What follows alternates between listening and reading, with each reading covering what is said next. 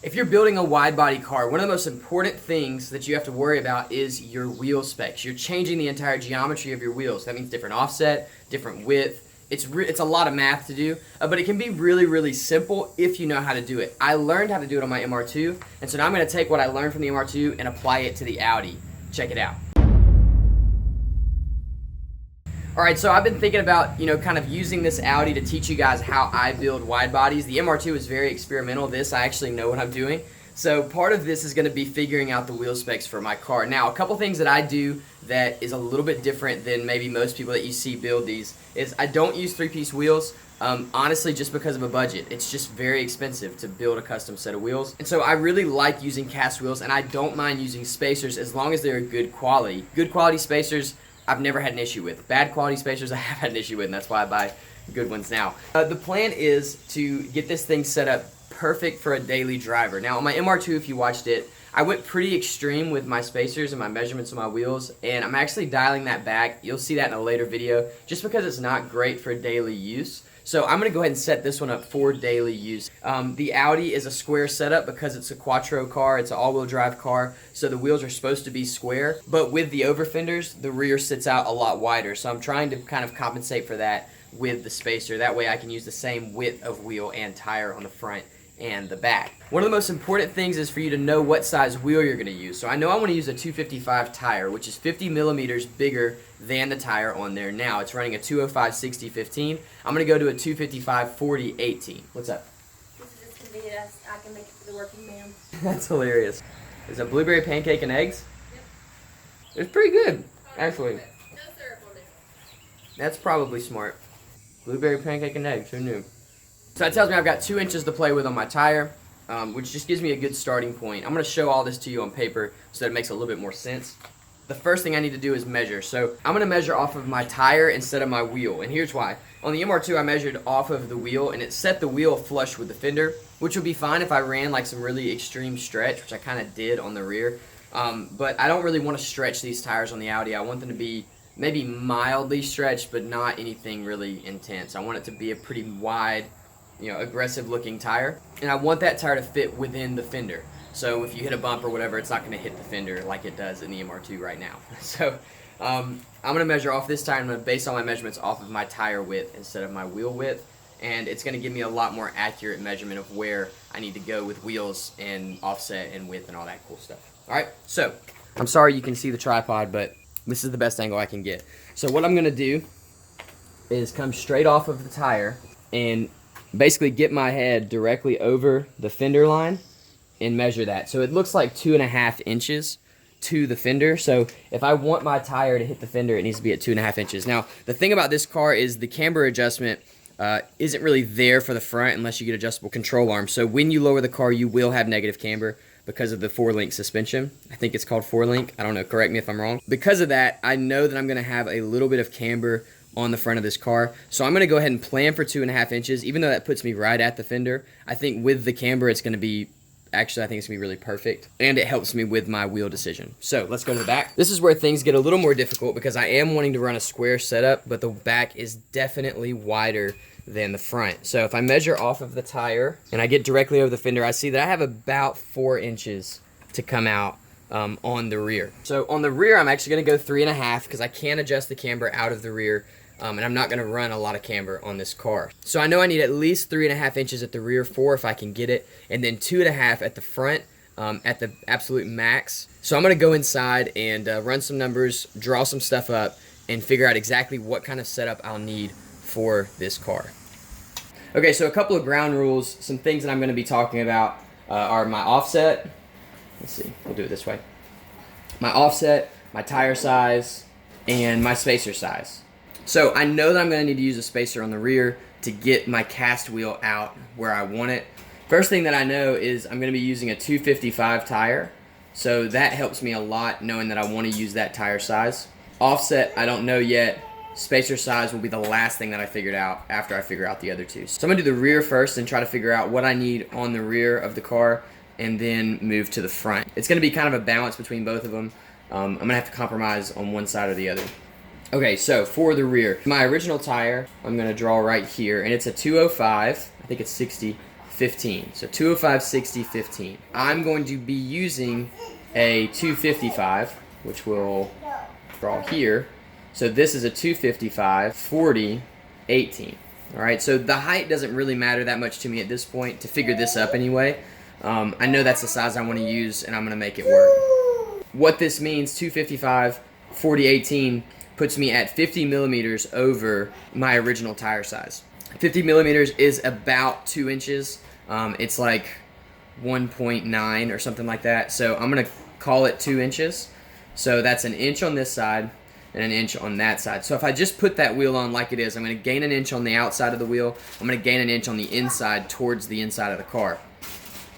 This is where offset comes into play. So the stock offset for these cars is -45, which I've got a calculator on my phone. You can just Google a calculator from inches to millimeters. It tells me that -45 millimeters is 1.7 inches. So I've got -1.7 inches of offset, which means the center of my tire is moved in 1.7 inches. So if I ran a 0 offset, no negative, then it would move my tire out 1.7 inches. So that's good to know. I need to figure out what the offset of the tire is that I need to use. So in the rear, I need to gain 3.5 inches. We'll call this the rear side.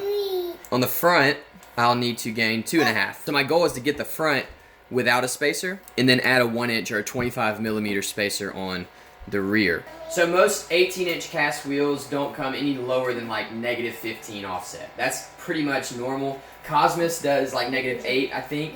And so Cosmos does like -8, and that's the lowest that I've found for an 18.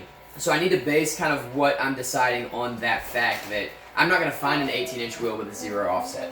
With that, I know that I've already made up an inch on my tire size because I'm getting an inch this way. So even if I didn't change my offset, my tire's coming out an inch. So I can take an inch off of this, which leaves me with 2.5 inches, and I can take an inch off of this, which leaves me with 1.5 inches. So that means, okay, so on the back I need to make up 2.5 inches with my offset. On the front I need to make up 1.5 inches with my offset. So 1.5 inches is equal to 38 millimeters.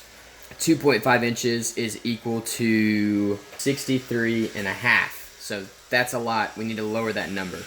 We know that we have a -45 millimeter offset, and the front is the one that we're going to deal with first. So if we do 45 minus 38, we are left with 7 millimeters. Right, so if we were to get an 18-inch wheel with an -8 millimeter offset, the front would be perfect. It would actually be very close to the edge of the fender. I don't really want to do 2.5 on the front. The more I think about it, the more I don't really feel good about it. I'd rather either use like a really small spacer up there or whatever, because I don't want it to be too wide. Too wide's a problem, too narrow I can fix pretty easily. So if we take maybe a ½ inch out of that or a ¼ inch out of that, we find ourselves somewhere in the -15 millimeter range, right? So I think on the front with a 255 tire and a -15 offset, I'm going to be pretty decent. What does that translate to in my actual wheel width and how far it's going to move it out? So if we draw a diagram again, so this is our tire. Our original is 205, 60, 15. We've added an inch to either side, so we have an inch out this way, we have an inch out that way. We've taken our offset and basically added 30 millimeters to it, which is a little over an inch. So we took the 30 millimeters out, which is about an inch. That takes the inch that we gained on the inside of the tire from adding a wider tire and moves it out. It basically just takes the tire and shifts it this way 1 inch. So that puts us 2 inches out from the original size of the wheel. And that's actually really good for the front. So that's going to put our front right where it needs to be without a spacer. And then I have a little bit of room to space it out if I want to be a little bit more aggressive with the stance, or if I want to stay pretty conservative, I can keep it there and it's still going to look really good. Alright, so we just widened the car 2 inches by adding a 255 tire with a -15 millimeter back spacing. That's going to be really nice. On the rear, it's a little bit of a different story. I'd like to use the same wheel, which since I know this number, now I can say, okay, on the back we're going to use a -15 millimeter back spacing or offset. So I've got 2.5 inches that I have to make up in the back, right? We gained 1 inch from the tire, we've got to make up 2.5. So we know with this we gain another inch. So now what we have to make up is 1.5 inches, which is 38 millimeters. So now we're kind of run into a problem, right?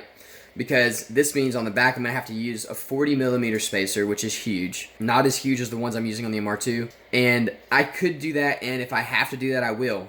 But I think I can get this down lower. So if I move to a -8 offset, that pushes my front wheel out to basically its maximum. And then the rear wheel will come out 1/4 of an inch, which puts me at 1.25 inch of deficit to make up with a spacer, which I can make up with a 30 mil spacer. All right, so 30 mil is okay. That's not, I mean, it's big, but it's not as large as the 38 or the 40, which is what I would actually end up running. And that'll get me to where I need to be. So what we're looking at right now is I can run a -15 offset on the front and rear with a 38 or a 40 millimeter spacer on the back and be okay. Or if I want a smaller spacer, if I want to cut that spacer down to about 30 mil, I can run a -8 millimeter wheel, which is the lowest that I know of, which will put me basically at my max on the front without any sort of spacer, and then allow me to use a 30 mil on the rear, which will put me right at where I need to be on the rear as well. So my final measurements then are going to be an 18-inch wheel. I know it's going to need a 255, which means the 18-inch wheel can be anywhere from basically 9.5 to 10.5. You can run a 255 on an 11, which I have on my MR2. I have a 255/40 on the rear. It's a pretty solid stretch. So if I wanted to get a real aggressive looking fit on this car, I just run an 11, and that would push my wheels out past the fenders and then give me a stretch on the tire so that it would go up inside of the fender line. But I don't want that aggressive stretch on this car. So what I'm going to do is run an 18 by probably 10. I think that's a pretty safe number, front and rear. And then the offset is going to be either a -15 with a 38 mil spacer on the back, or a -8 with a 30 millimeter spacer on the back. And I think either of those setups will work really well for this build. Listen, I hope this helped you. I hope that information helps you figure out your wheel specs for your car. If you have any questions, let me know in the comments, or if you want to add, some of you guys are way more into wheels than I am, so if you want to add something in the comments that I missed, make sure you add that for me. That'd be awesome. I'm really excited to get wheels in this thing. I think it's going to make a huge difference in the way it looks. Right now it looks really funky and weird because it's really high and the wheels are really narrow. I think once they get on there, it's going to look a lot better. Thank you to everybody who supports me on Patreon. You guys are awesome. I'm so excited to meet with you guys this Sunday night at 8:30. We're going to talk about a lot of really cool stuff that's coming up. We're going to talk about this build. We're going to talk about the next build and the way we're giving the car away, all that cool stuff. Plus, you guys have donated something to this car that I haven't told you about yet, and you're really going to like what it is. I'm really excited to show it to you. If you are interested in kind of taking the next step and helping a little bit more in these builds, I'm posting my Patreon link down here in the description, so make sure you check that out. I am posting there regularly. Patreon just started a thing called Lens where you can, it's kind of like Snapchat, so I can post updates really easily. So if you haven't checked the Patreon in a while, you are a patron, you haven't checked that in a while, go check it out. I am posting some information about these builds and some stuff that's kind of more detailed stuff that I'm not putting in videos. So if you are a patron and you do support me already, go check out the Patreon site. I've got some cool stuff up there. Listen, you guys are great. I hope this video helped you out. Let me know if you have any questions. I'll see you soon. Hold on, let me see if I can see you. Oh, you're so cute. Hey, baby. Hey, baby. You got mommy in it? Sup, Dad's friends? Give me a kiss. Love you. I love you. Alright, say bye.